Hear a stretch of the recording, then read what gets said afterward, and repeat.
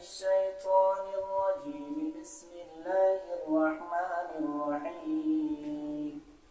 أأنتم أشد خلقا أم السماء بناها رفع سمكها فسواها وأغطش ليلها وأخرج ضحاها والأرض بعد ذلك دحاها أخرج منها ماءها ومرعاها والجبال أرساها متاعا لكم ولأنعامكم فإذا جاءت الطامة الكبرى يوم يتذكر الإنسان ما سعى وبرزت الجحيم لمن يرى فأما من طغى وآثر الحياة الدنيا فإن الجحيم هي المأوى وأما من خاف مقام